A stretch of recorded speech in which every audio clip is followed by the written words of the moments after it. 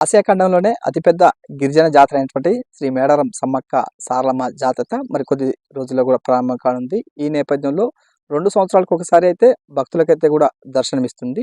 అయితే దీనికి పూర్వం మేడారం జరిగేటువంటి సమ్మక్క జాతర పూర్వం ఎక్కడ జరిగేదో తెలుసుకునే ప్రయత్నం చేద్దాం. ఆసియాలోని అతిపెద్ద గిరిజన జాతర మేడారం సమ్మక్క సారలమ్మ జాతర. సమ్మక్క సారలమ్మ తల్లులను దర్శించుకునే భక్తులు తప్పనిసరిగా తొలి మొక్కులు గట్టమ్మ తల్లికి చెల్లిస్తారు.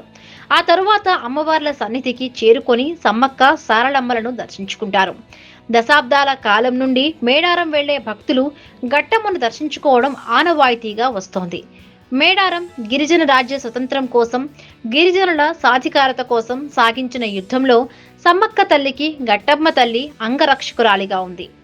అసమాన ధైర్య, శౌర్య, పరాక్రమాలతో, అనుపమ త్యాగశీలంతో శత్రువులను రణం చేసి గొప్ప యుద్ధ వీరవనితగా పేరు తెచ్చుకొని చరిత్రకెక్కింది. గట్టమ్మ తల్లితో పాటు అంగరక్షకులుగా సూరపల్లి సూరక్క, మారపల్లి మారక్క, కోడూరు లక్ష్మక్క తదితరులు సమ్మక్క తల్లిని యుద్ధంలో శత్రువుల ఆయుధాల దాడి నుండి కాపాడుతూ తమ ప్రాణాల్ని పణంగా పెట్టి అమరులయ్యారు. అందుకే ఈ అమర వీరులను కూడా గిరిజనులు దేవతలుగా మలుచుకొని వారికి గుళ్ళు కట్టి వారి స్మృతికి నివాళులుగా వారికి పూజలు చేస్తున్నారు.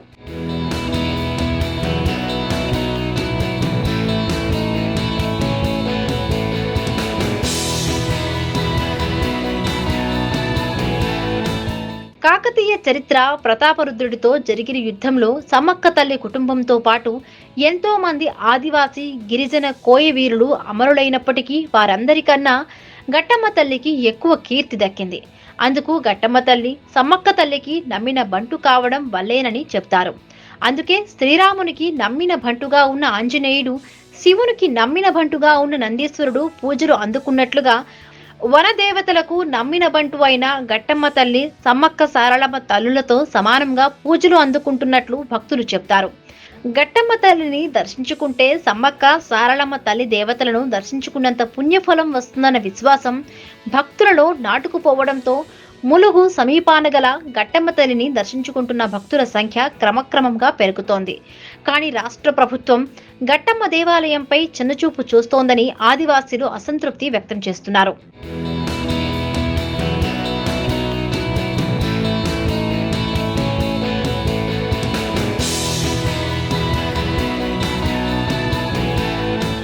పెళ్లి కాని యువతులు మంచి భర్త దొరకాలని, సంతానం లేని మహిళలు సంతానం కలగాలని, అన్నదాతల పంటలు మంచిగా పండాలని, తల్లిదండ్రులు తమ పిల్లలు మంచిగా ఉండాలని, విద్యార్థుల చదువుల్లో మంచి ప్రతిభ కనబరిచి ఉద్యోగం సాధించాలని, ఇలా అనేక మంది తమ సమస్యలను పరిష్కరించాలని గట్టమ్మ తల్లికి మొక్కుకుంటూ వరాలు అందుకుంటున్నారు.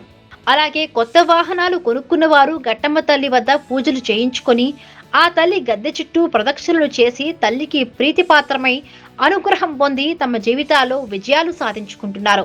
అందుకే ములుగు గట్టమ్మ తల్లి గుడి మరొక శక్తిపీఠంగా ఎంతో మంది భక్తుల నిత్య పూజలు అందుకుంటోంది. గట్టమ్మ దేవాలయం దగ్గర భక్తుల కోసం సరైన వసతులు కల్పించారని స్థానికులు చెప్తున్నారు.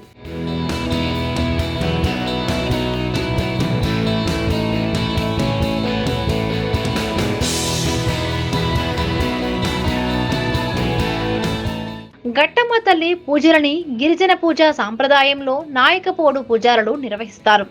గట్టమ్మ తల్లి దేవతను గిరిజన పూజారులు మేడారం మార్గంలోని గండిమాకారం, కాలువపల్లి అడవి మార్గాల్లో జంగాలపల్లి, ఆవల, ములుగు ప్రేమ్ నగర్ వద్ద ఇంకా ఇతర ప్రాంతాల్లో ప్రతిష్ఠించి సమ్మక్క సారలమ్మల దేవతల అనుబంధ దేవతగా గట్టమ్మ తల్లికి ఘనంగా పూజలు నిర్వహిస్తున్నారు. గట్టమ్మ తల్లి కూడా కోరిన వారికి కొంగు బంగారంగా వరాలు ఇచ్చే మహామహిమాన్విత శక్తి దేవత అయినందున ఆ తల్లిని ఆయా ప్రాంతాల్లో నిత్యం భక్తి శ్రద్ధలతో కొలుస్తూ తల్లి దేవత కృపకు పాత్రులై పలువురు భక్తులు ఆయురారోగ్యాలతో, అష్ట ఐశ్వర్యాలతో, పిల్లాపాపలతో, పాడి పంటలతో, సుఖ సంతోషాలతో చల్లగా వర్ధిల్లుతున్నారు. దీంతో సమ్మక్క సారలమ్మ తల్లుల భక్తులంతా గట్టమ్మ తల్లి భక్తులయ్యారు. ప్రతి జాతరకు ముందుగా వచ్చి దర్శనం చేసుకుంటా ఉంటాం. ముందుగా ఇక్కడ గట్టమ్మ తల్లిని దర్శించుకుంటే మాకు తృప్తి కలిగిస్తుంది. ముందుగా అమ్మవారిని దర్శించుకొని తర్వాత సమ్మక్క జాతరకు వెళ్తేనే మాకు తృప్తినిస్తుంది. మేము అనుకున్న కోరికలు కూడా ఖచ్చితంగా నెరవేరుతూ ఉన్నాయి. ప్రతి సంవత్సరం కూడా దర్శనం చేసుకుంటూ ఉంటాం. తెలంగాణ ప్రాంత ప్రజలకు ఇలవేల్పైనటువంటి సమ్మక్క సారలమ్మ జాతరకు రావడం అనేది చాలా గొప్ప విషయం. అది ఈ తెలంగాణ ప్రజలు అందరూ సుఖ సౌఖ్యాలతో ఉండాలని చెప్పేసి మనస్ఫూర్తిగా కోరుకుంటా ఉన్నాం.